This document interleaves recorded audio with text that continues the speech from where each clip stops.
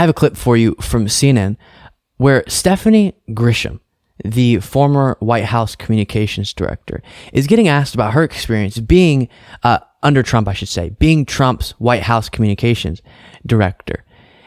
Getting asked about how closely Fox News and the White House work together. The term that was used in this clip that you'll see is hand in glove. And then talk about primarily the hypocrisy that this exposes. It's interesting by itself, but also within this current moment with all the right-wing conspiracy theories about the left coordinating with social media to suppress conservatives and to help Biden and all that. This is particularly interesting and, again, highlights hypocrisy. Take a look. But one of the other things that I remember covering the White House is how, I mean, there was almost sort of a hand in glove, sometimes Fox and the White House were on the same page with the same talking points. And it almost seemed as you would see hosts like Laura Ingraham visiting the White House. It almost seemed as though there was a pretty cozy relationship between the White House and Fox. Is that how you remember? And what do you recall from that experience? Oh, I PTSD right now, but yes, very cozy relationship. I would have Judge Janine or Sean or Tucker calling me, and if I didn't get back to them right away, they would then call the president, and then I would get a talking to for not speaking with them. I remember specifically working on a town hall that the former president did with Fox, and me having to talk directly to Suzanne Scott about making sure that it was full in there. We did work hand in hand with them, and that came at the president's direction. If he didn't like something, we were to immediately, call Fox and have them fix it or try to make a news story out of it, etc. So, number one, let me say, just by itself, that's really interesting. The major media network on the right gets so much more views than the other cable news outlets often, and has the leading shows comparing across the board to other cable news shows, is so closely working with the White House at the time that if they don't like something, they can call them up and say, hey, we don't like this, change it for us.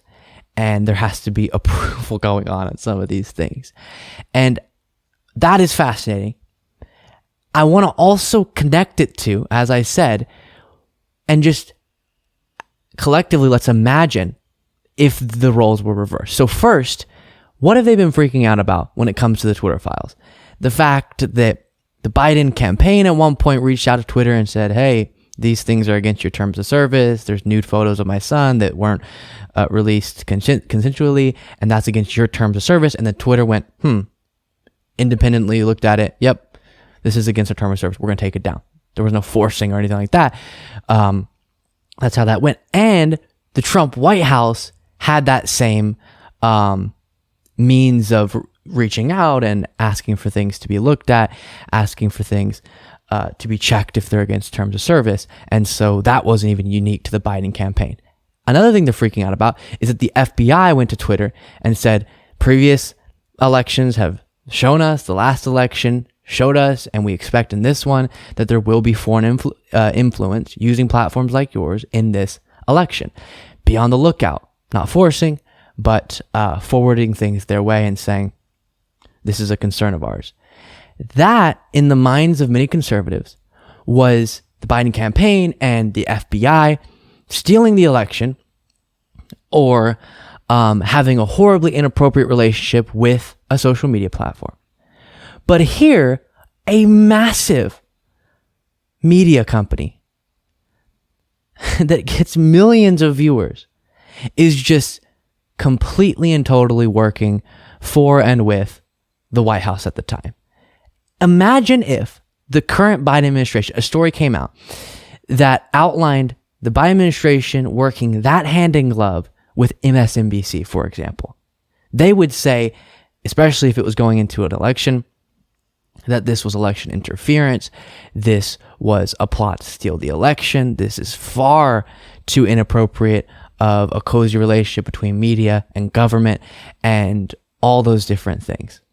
This won't upset them, obviously, those same people, because it's working in their favor, but a more team sport mindset at Fox News than you would ever see at any other network. Yes, people share their views, have their biases, like politicians more than others who are in the media. I talk about my views all the time, every single day on this show. That is different than a major media company just overtly working with the White House to push a particular narrative or to help their political ambitions. It's pretty stunning stuff. And like I said, very much outlines and exposes, as if we already didn't know before, much of the right-wing hypocrisy.